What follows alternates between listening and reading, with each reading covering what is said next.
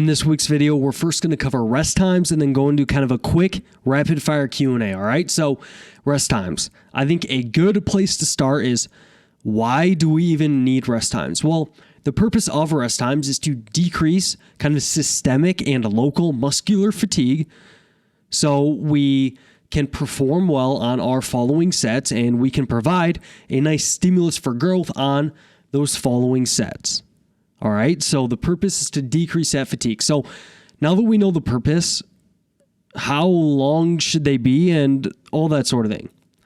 Well, put simply, they should be long enough to decrease fatigue.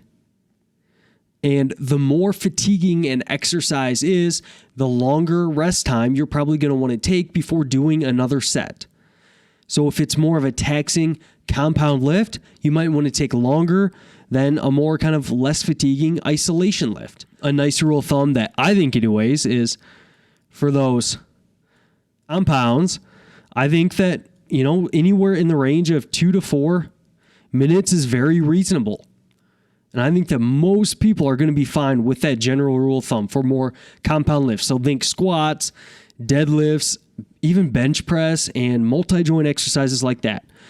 But let's switch colors here to keep things interesting. I don't know. Do you guys like this? I kind of like it. I think it's better than just watching me stand here. I mean, I know I'm pretty and all, but you can only watch me for so long without getting bored. But we got isolations. I think that 1 to 3 minutes is very reasonable for both of those. All right. So that is a nice kind of general rule of thumb.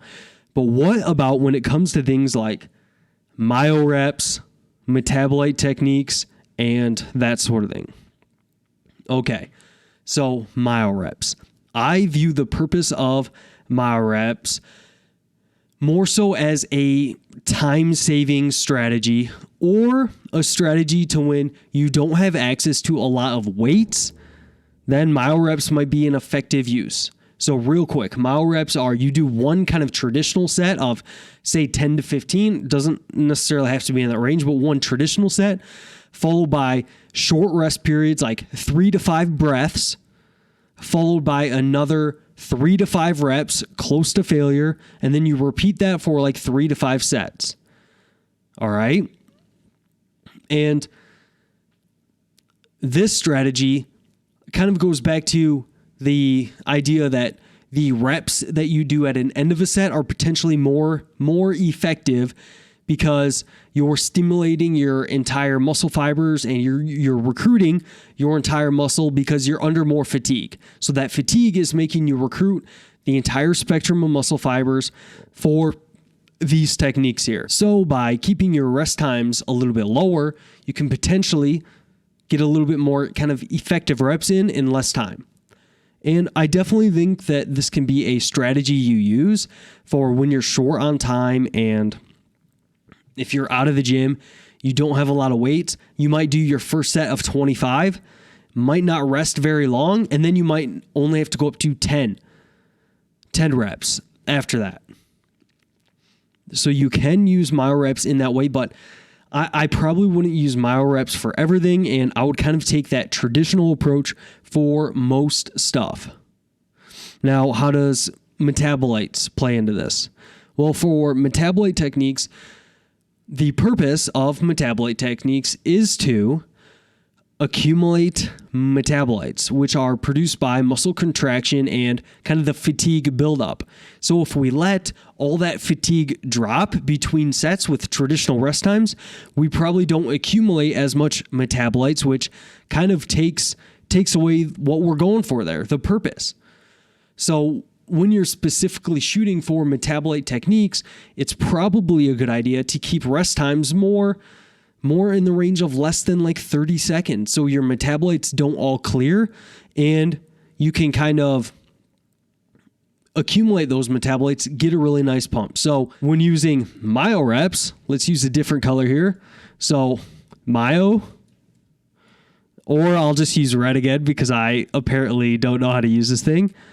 Myo reps, I would say a good rule of thumb is your first set of 10 to let's say 20, followed by 3 to 5 breaths. And I'm just going to go cursive on it there. And then repeat that for 3 to 5 sets. All right. So first set of 10 to 20. Then you're going to take 3 to 5 breaths. You're going to do another 3 to 5 reps. And then you're going to do 3 to 5 sets of that. All right. And then let's see if I can actually change the color here. And then let's go metabolite techniques. Yeah, there we go. Metabolite. So I would just say, keep your rest less than, that's a less than sign, right?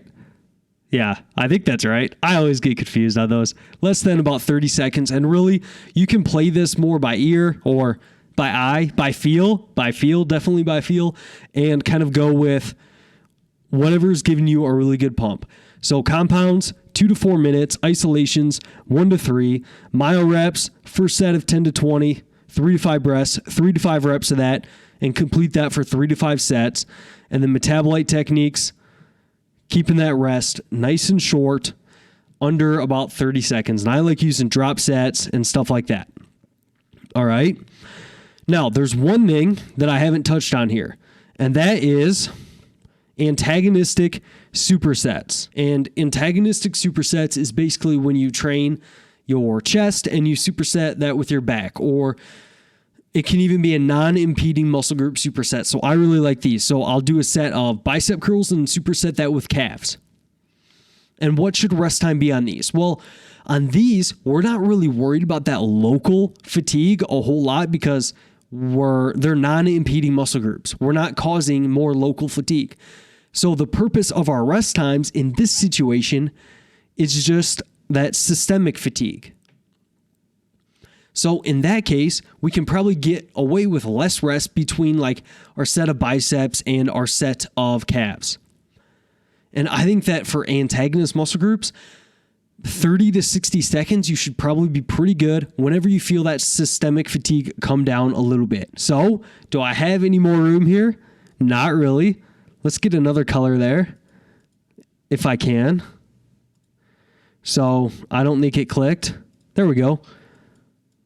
Antagonistic supersets, 30 to 60 seconds between sets. I think that these are nice kind of general rules of thumb. I apologize for my handwriting. It is pretty much garbage. But there's one last thing that I want to cover with rest times, and that is the interaction between volume and rest times. So if we don't take adequate rest, so if we don't kind of use those general rules of thumb and we keep doing sets when we're a little bit fatigued and that sort of thing, and if we do that, we're probably getting a little bit less stimulus per set if we're doing a bunch of sets when we're systemically fatigued. It's kind of also, this is part of the reason why I don't like myo reps for everything, is because we might just get a lot of systemic fatigue and it could lead to junk volume or just kind of moving weights around when we're tired, not really stimulating the muscle. And this is why I don't think myo reps work great for really systemically fatiguing exercises. So for those myo reps, another thing you can do is save those for more kind of isolation-y exercises. All right.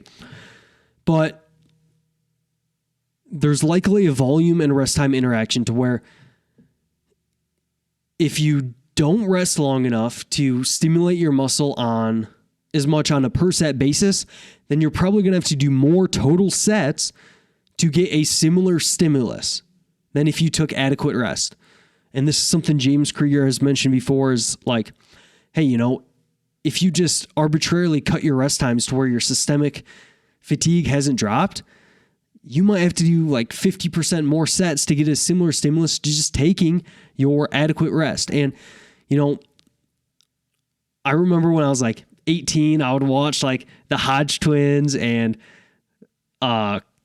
Beast Mode Jones, Chris Jones, Pump Chasers or whatever it is now. I would watch those guys, and Chris Jones is like a high volume dude. I think anyways, like I'm not quite sure what he's doing these days, but he would be doing these high volume programs, and some other like influencers back in the day, like Christian Guzman or some of those guys that I used to watch. And they would be doing these high volume programs, but so it made me feel like I would need to do high volume programs, but I was also listening to the research and stuff like that about, hey, you should probably rest, 2 to 3 minutes between sets and that sort of thing. So I was resting longer and I was doing these higher volume programs. And for me, it really wound up in me kind of just chronically in an overreach state to where it wasn't that effective. But when you would look at some of these guys' programs, well, they were only resting like 60 seconds between sets. Okay, that's why you could get away with like 15 sets instead of 8 sets, So just another thing to pay attention to is the longer you rest, the more kind of stimulus you might get per set. Therefore, you might not need to do as many sets to get a similar stimulus. All right. To recap, rest times, everything that I think you need to know here. The purpose is to kind of clear fatigue and drop systemic and local fatigue. So since compound lifts are more systemically taxing, you might have to take a little bit longer there. But for isolation lifts, and this is just getting messy here, isn't it? For isolation lifts, less systemically fatiguing, so you probably need a little bit less time.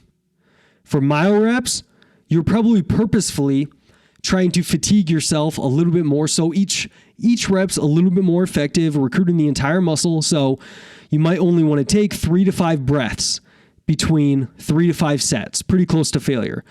But I would not do these for compounds, all right? I would only stick to isolations for the most part for myo reps. All right, so I'm going to put a nice X through that for compounds. Wow, this is the most beautiful thing I've done in my life. I'm very artistic, as you can see. All right, so antagonist supersets, since you're not worried about peripheral fatigue as much, you can probably get away with resting a little bit less and just letting that systemic fatigue come down in 30 to 60 seconds. And then metabolite techniques, since you're trying to get a pump, you don't want that accumulation of metabolites to decrease. You probably want to keep those fairly short, so less than about 30 seconds there, all right? And then just remember that if you're short on time or stuff like that and you can't rest these traditional times here for isolations and compounds, you might have to do a little bit more volume to get a similar stimulus. All right? So hopefully that kind of makes sense there. I've tried to spice these videos up a little bit, make them a little bit more interesting for you guys, so I hope you like that. But let's dive in to the rapid fire Q&A.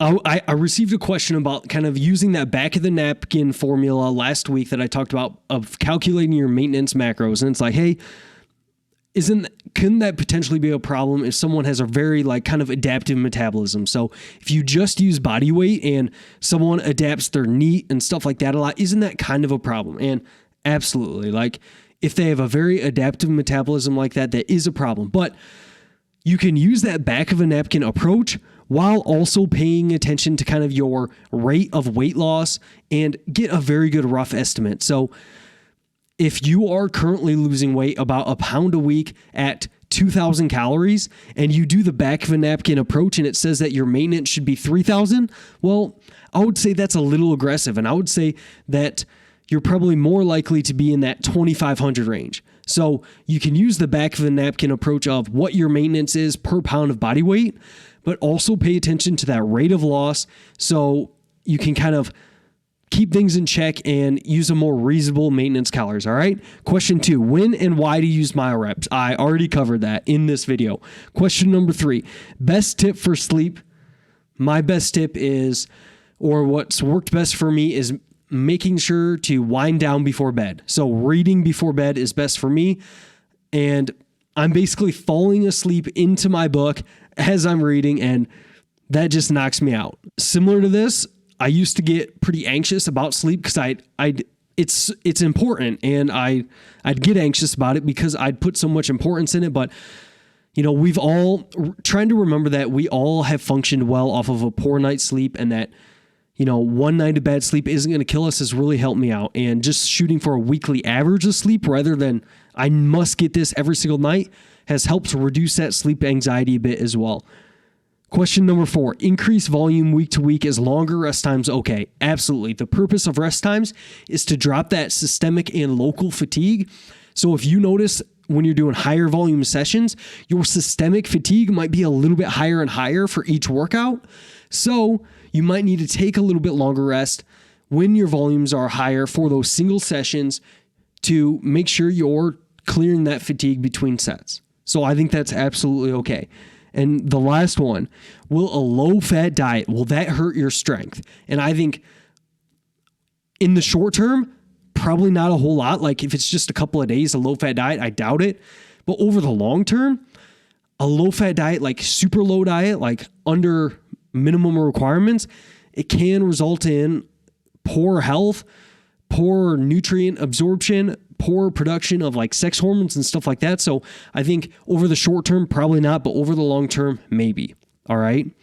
So drop your questions down below. Let me know if there's any topics you want me to cover next week, and I'll see you in that next one.